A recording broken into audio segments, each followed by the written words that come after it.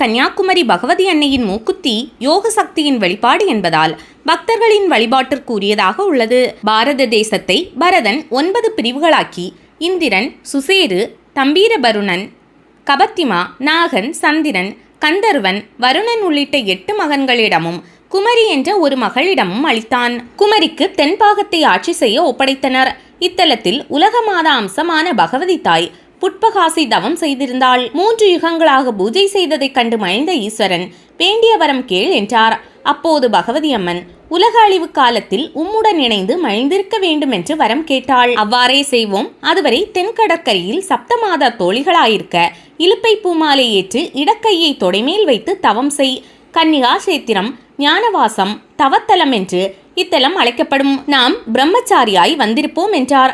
சிவபெருமானை திருமணம் புரிய விரும்பி கன்னியாகுமரியில் பகவதி அம்மன் தவம் இருந்தாள். ஆனால் சிவன் வராமல் போகவே கோபத்தில் இருந்த பகவதி தேவியை திருமணம் செய்து கொள்ளுமாறு பானாசுரன் வற்புறுத்தினான். இதனால் மேலும் கோபமாகி அசுரனை அழித்தாள் அன்னை பகவதி. தேவர்களின் வேண்டுதலால் சினம் தணிந்து தனது கோப சக்தியெல்லாம் ஒரு ஒற்றைக்கல் மூக்குத்தியில் இறக்கி அன்னை பகவதி சாந்தமானாள்.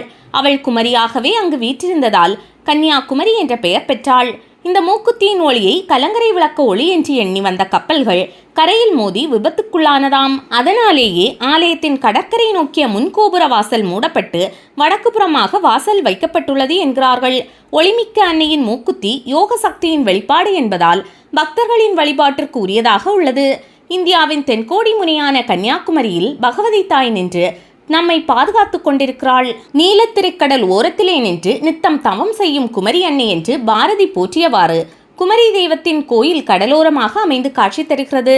பெரிய நிலப்பரப்பில் 4 புறமும் மதில் சுவர்கள் சூழ அந்த கோவில் அமைந்துள்ளது. பகவதி அம்மனின் கருவறை உள் மண்டபத்திலேயே அமைந்திருக்கின்றது. இளங்காலை கதிரவனுக்கு ஆசி கூறி அருள்வது போன்று குமரி தெய்வம் கிழக்கு திசை நோக்கிய வண்ணம் நின்ற கோலத்தில் காட்சி தருகின்றாள். அவளது மணிமுடியிலே புரைமதி காட்சி தருகின்றது. அவள் அணிந்திருக்கும் வைரமூக்குத்தி கண்களை பறிக்கும் பிரகாசமுடையதாக திகழ்கிறது. பகவதி தாய் தனது ஒரு கரத்திலே இலுப்பைப்பூ மாலையை தரித்து மற்றொரு கரத்தை துடை மீது அமர்த்தி தவக்கோலத்திலே காட்சியளிக்கிறாள்.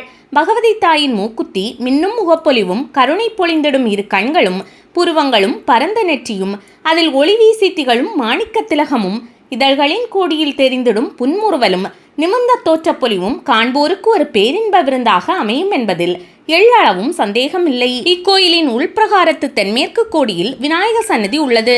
அங்குள்ள மணிமண்டபம் 6 தூண்களை கொண்டதாகும். இம்மண்டபத்தின் முன்பாக சபா மண்டபம் அமைந்துள்ளது.